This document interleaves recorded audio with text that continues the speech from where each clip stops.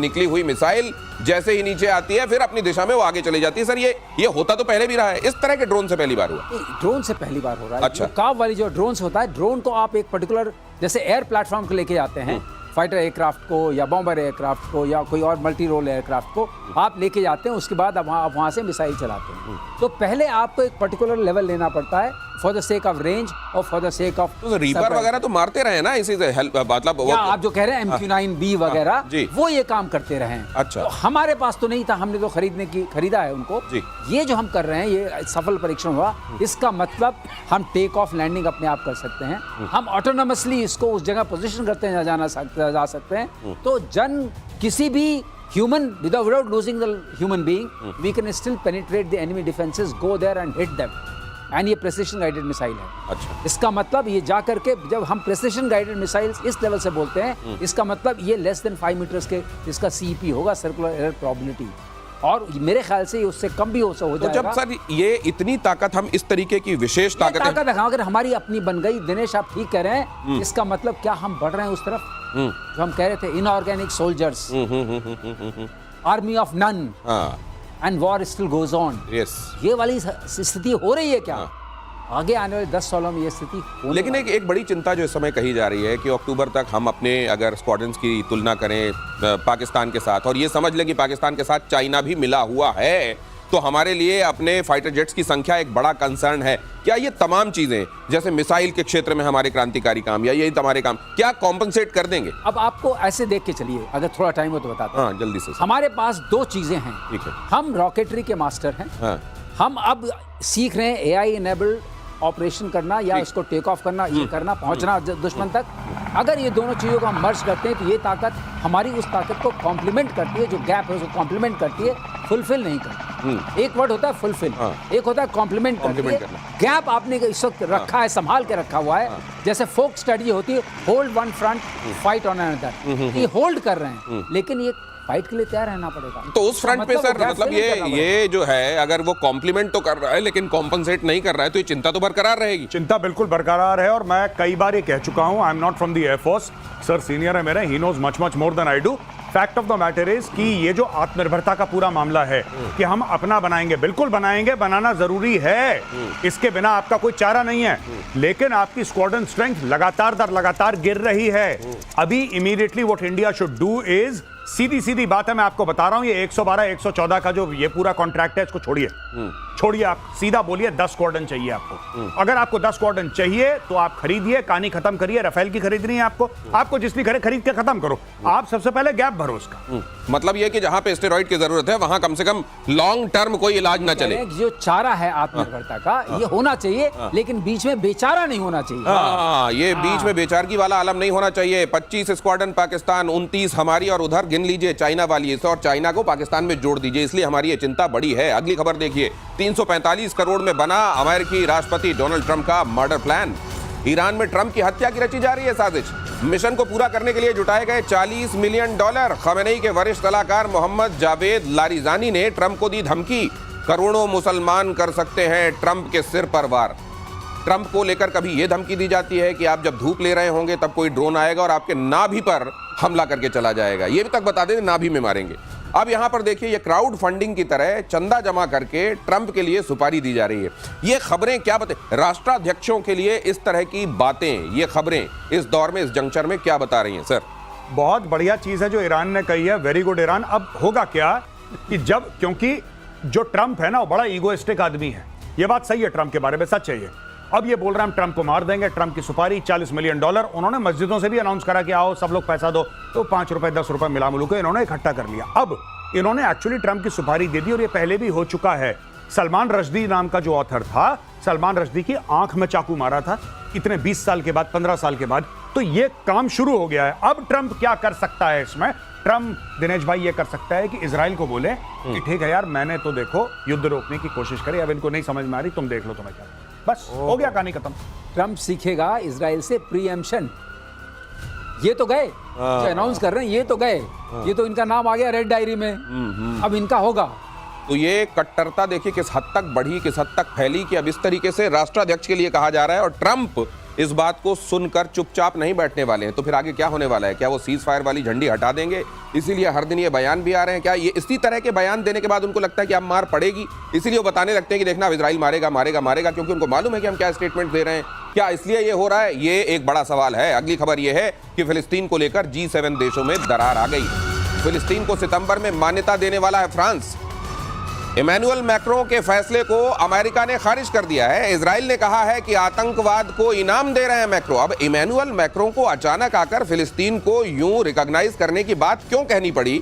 आप जानते हैं कि यूनाइटेड नेशन सिक्योरिटी काउंसिल का परमानेंट मेंबर है फ्रांस, और ऐसे में आकर फ्रांस ये बात कह रहा है, इजराइल कह रहा है कि ये देखो इनका दिमाग घूम गया है, ये फिलिस्तीन को मान्यता देने की बातें कर क्यों किया होगा इस समय? ये देखिए साहब, ऐसा है कि उसका एक सर्टेन माइंडसेट है मैक्रों का। मैं आपको सही बात बताता हूं। कैसा माइंडसेट? एक थोड़ा सा लेफ्ट टाइप का माइंडसेट है मैक्रों का, और मैक्रों को लगता है कि फिलिस्तीनियों के साथ गलत हो रहा है। अब देखिए साहब, जब जंग होती है तो गलत तो होता ही है, राइट? मैं ये नहीं कह रहा कि नहीं हुआ गलत, लेकिन इजरायलियों के साथ भी गलत हो रहा है। अब इसमें पूरी चीज है कि अपने आप को पोजीशन करना। अमेरिका से वैसे ही खटपट चल रही है फ्रांस की, सिर्फ आइडियोलॉजिकल उस पे नहीं, even on trade on tariffs America से खटपट चल रही है। सब लोग जानते हैं इस वक्त मैक्रों जो है अपने आप को पोजीशन कर रहा है ग्लोबल लीडर। मैक्रों ये बता रहा है कि एज प्रेसिडेंट ऑफ फ्रांस मैं एक यहां पे स्टेप ले रहा हूं कि I am the first one who will say that Palestine, अच्छा नॉन मुस्लिम कंट्री है भाई, मुस्लिम कंट्रीज तो कहती हैं, ओआईसी कहती है। अब इसके स्टेटमेंट पे ओआईसी के कुछ कंट्रीज का वेलकम होगा कि स्वागत है आपका। क्यों सर? नहीं, लेकिन आप जो कह रहे हैं उसमें एक और नुक्ता है जी, इसके पास मुस्लिम वोटर्स भी बहुत हैं, इसका भी ध्यान रखिए जी। अच्छा, ये वोट बैंक के लिए हो रहा है वहाँ? थोड़ा वोट बैंक। अच्छा। नहीं तो फिर सर अगर इनको ये मतलब कहीं पर जो बुरा हो रहा होता है तो एक तरफ का बुरा क्यों दिखाई देता है? अब जैसे उनके साथ जब बुरा हुआ था और इनकी पत्नी ने इनको वहां एरोप्लेन से उतरते हुए धक्का दे दिया था, पूरी दुनिया ने देखा था, तो सबने कहा था बुरा हुआ है, सबने एक सुर में कहा था। इनको एक तरफ की बुराई क्यों दिखती? तो उन्होंने मना कर दिया था। मैं धक्का तो थोड़ी नहीं दिया, वो तो मना कर गए साफ। वो वाले सीन को जब आप बात कर रहे हैं, उनका नहीं उन्होंने तो प्यार से मुझे बताया, देखो कैसे लग रहे हो, आई वाई ठीक ठाक आएगी। अच्छा। हाँ, वो मुद्दा डिफरेंट चला गया। अच्छा, ओके। मैक्रो ने उसका खंडन किया था कि मुझे थप्पड़ नहीं मारा गया। तो वही बात यहाँ भी है। ये अपने आप को बिल्कुल गौरव से बोला, ये पोजीशन कर रहे हैं in the Muslim world other way कि अगर टैरिफ वहां से लगा तो मैं कहीं और अपना माल बेच सकूंगा। अच्छा। और इनके पास बेचने के लिए माल है। एक आपको बता दें, फ्रांस के पास जहाज भी है, मिसाइल्स भी हैं, करियर्स भी हैं, हर चीज है जो बेची जा सकती है। तो वो अब अमेरिका से हटके अपने को बेचने के मार्केट में, ट्रेड में भी पोजीशन कर रहे हैं। गजब।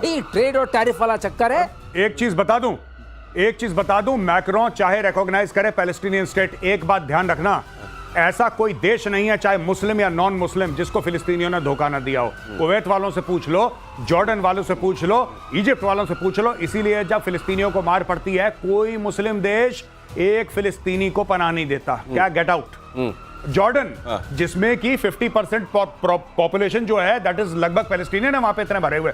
जॉर्डन खुद कहता है भाई हाथ जोड़ के माफी मांग रहे हैं, तुम लोग मत आओ क्योंकि तुम लोग बाय नेचर कलेशी हो, इनको कोई प्रोटेक्ट नहीं कर रहा। सब मुंह जवानी। ट्विटर पे पूरा सपोर्ट है, all eyes on Gaza. Twitter पे कोई, अगर फेसबुक पे सपोर्ट की कमी है तो बताओ भाई को, पूरा सपोर्ट है, लेकिन एक को पनाह देने को राजी, क्योंकि इनको पता है कि जिस मुल्क में आते हैं उधर छेद कर देते हैं ये लोग फिलिस्तीनी, और यही काम फ्रांस के साथ होने वाला है।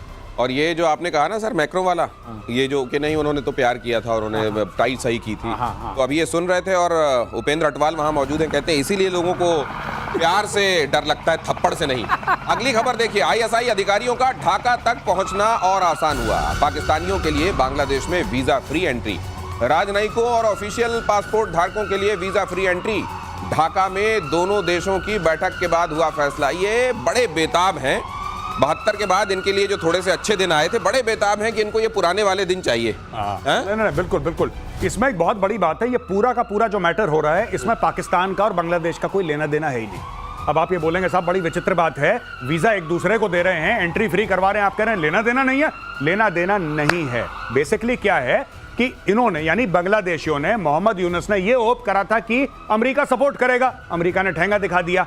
अब इन्होंने सोचा था चीन सपोर्ट करेगा, चाइना ने भी लगभग ठेंगा दिखा दिया। ज्यादा कुछ चाइना ने नहीं करा है, चाइना सिर्फ मुंह जबानी, ट्विटर, फेसबुक, यही चल रहा है। अब उनको ऐसा लगता है कि अगर पाकिस्तानियों को बांग्लादेश बुलाएंगे तो भारत रिएक्ट करेगा, फिर ये प्रेशर डाल के भारत के साथ हम कोई डील कर सकते हैं। ये इनका एंड गेम है।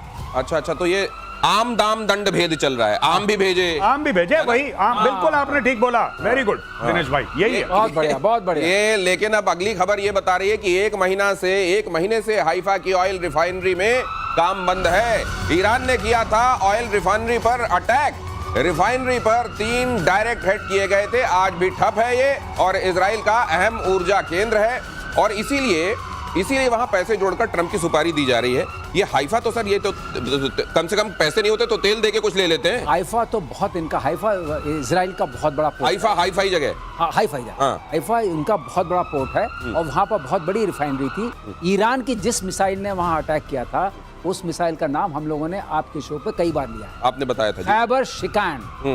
खैबर शिकान जो है वो मिसाइल हाइपरसोनिक है और ग्लाइड करती है, प्रेसिशन उसका अच्छा है, उसका रेडियो जो रेडार आरसीएस है बहुत कम है, तो ये सब मिलाकर के वो पेनिट्रेट कर गई थी एयर डिफेंसेस को इजराइल के, और उसके बाद ईरान ने अपनी बड़ी पीठ ठोकी थी। ये वही वाली मिसाइल ही है। उसके बाद अब थोड़ा थोड़ा काम चालू हुआ है, लेकिन हाँ मतलब ऐसा नहीं है सर कि इजराइल ने भुगता नहीं है, बड़े दर्द झेले हैं, अभी तक झेल ही रहा है। इजराइल से ज्यादा किसी ने नहीं भुगता। लेकिन वो रोता क्यों नहीं इस तरीके से कि यहाँ पर ये हो गया, हमको फिर से मारेंगे, हमको ईरान फिर से ऐसे करेगा, हूती भेज देगा, हमास वाले आएंगे, हिजबुल्लाह, क्यों नहीं करता वो ऐसा? तो खुद अपना प्लान बना के चलता है कि इन्होंने मारा, अब मेरा प्लान ये है मारने का। आप जो है वो प्रीएम्प्ट करता है, वो सजा देता है और प्यूनिटिव डिटरेंट रखता है। लेकिन मुझको ये लगता है कि वहां तो ये हाइफा में जो इनको करना था कर लिया मेजर साहब जी। वहां तो कई रिफाइनरियां आज भी सुलग रही हैं, कभी भी सुलगने लगती है कोई। ईरान में तो किसी भी दिन ये होने लगता है। आप बिल्कुल ठीक कह रहे हैं दिनेश भाई, इन्होंने हाइफा पे मारा। हाइफा आपको जैसे पता है वो पूरा पोर्ट जो है वो पूरा इंडियन कंट्रोल्ड है, वहां पे ईरान ने मारा। तो पहली चीज ये है कि क्या हमारे मिनिस्ट्री ऑफ एक्सटर्नल अफेयर्स ने ईरान से बात करी होगी? पक्का करी होगी, पक्का बोला होगा भाई साहब वहां पे इंडियन एसेट्स आप हमारे ऊपर क्यों कर रहे हैं बमबारी, पहली बात। दूसरी सबसे बड़ी बात यह है कि जिस तरीके से मोसाद ने हलवा बना रखा है लिटरली ईरान का, हम तो हर दूसरे दिन तीसरे दिन कहते हैं ना ये धमाका हो गया, धमाका हो गया, तो ये कई सारे हाइफा कर रहे हैं ईरान के अंदर, कई सारे हाइफा रोज कर रहे हैं ईरान के अंदर। ईरान को ये समझ में, ईरान ने खैबर शिकन से किया होगा, और वहां तो रोज उनके माथे पर शिकन दे रहे हैं ये मोसाद वाले। और चीन ने बनाया दुनिया का सबसे खतरनाक बॉम्ब, ये खबर देखिए, बॉम्ब का नाम है rain of pear blossom needles, underground तबाही कर सकता है। ये तो ऐसा लग रहा है जैसे पूरा ग्रंथ लिख दिया हो, ये नाम है कि ग्रंथ है। अंडरग्राउंड तबाही कर सकता है ये बॉम्ब, वातावरण में मौजूद सारी ऑक्सीजन सोख लेता। मैंने सर कई बार ये देखा है कि कई बार आप देखेगा कि कुछ जगहों के दरबान जो खड़े रहते हैं दरवाजे के पास, वो भले ही दुबले पतले हों, मूंछें बहुत बड़ी बड़ी रखते हैं, उसी तरीके से नाम बड़ा खतरनाक लग रहा है। क्या इसमें दम भी है सर उस तरह का? अब ये अगर आई डोंट नो, ये कॉम्बिनेशन हो सकता है DF-27, अच्छा, जो इनकी मिसाइल नई वाली डोंगफेंग, दूसरा इनका एक H बॉम्ब ये कहते हैं। H बॉम्ब को माना जाता है कि वो कम रेडिएशन वाला बॉम्ब है, क्योंकि नॉर्मली बॉम्ब में क्या होगा कि ये पहले वो फिशन बॉम्ब्स होते हैं तो रेडिएशन होता है, इसमें क्या होता है फिशन से स्टार्ट होता है और फ्यूजन होता है। अच्छा, तो मटेरियल इसमें डिफरेंट होता है, इसमें रेडिएशन कम माना जाता है, इसको H बॉम्ब बोलते हैं। लेकिन क्षमता बहुत ज़्यादा होती है। तो अगर DF-27 पर आपने ये वाला लगा दिया तो जहाँ जाएगा वहाँ बड़ी वो कर सकता है। लेकिन जैसे आपने बोला, मैं इनके जो ब्रोशर है और इनका जो पैम्फलेट होता है उसको देख करके किसी बात को मानने में मुझे बहुत संकोच होता है। उसमें बहुत बढ़ा चढ़ाकर ऐसा लगता है रहता है ऐसा कि आप अगर पढ़ेंगे टेक्निकली पढ़ेंगे, ये तो कह रहे हैं कि मदर ऑफ ऑल बॉम्ब है मुआब, उसका बेसिकली जवाब है ये। उसका आंसर है, एक फादर ऑफ ऑल बॉम्ब्स है, एक मदर ऑफ ऑल बॉम्ब्स है। Father of all bombs Russia के पास है, मदर ऑफ ऑल बॉम्ब्स जो है अमेरिका के। ये इन्होंने ताऊ ऑफ ऑल बॉम्ब बना लिया क्या? पता नहीं, ग्रैंडफादर बनाया इन्होंने, ग्रैंडफादर बनाया। पर वही बात है जो सर कह रहे हैं ना, I agree with sir 100%। Chinese ऐसी बात कर लेते हैं जैसे J-35 इनका फाइटर है, किसी ने नहीं देखा, ज्यादा दूर से देखा है उसको, दूर से खड़ा है एयर शो में, इतनी दूर खड़ा है 1 किलोमीटर दूरबीन से देखना जरा, हाँ ये दिख रहा है J-35, हाँ ये चाइना का बस। और ब्रोशर जो है, ब्रोशर में ऐसा लिखा है ये उड़ता है तो पता ही नहीं लगता उड़ा है कि नहीं उड़ा, ये बम गिराता है तो पता ही नहीं लगता बम गिरा है कि नहीं गिरा, ये पता नहीं ऐसा कर देता है तो वैसा। इतनी अलिफ लैला की कहानियां बना दी कि दुनिया कन्विंस हो गई। अब इसके बारे में पाइन नीडल्स, क्या मुझे तो नाम ही याद नहीं सर, क्या नाम है इसका? पाइन नीडल मुझे भी नहीं, ये इन्होंने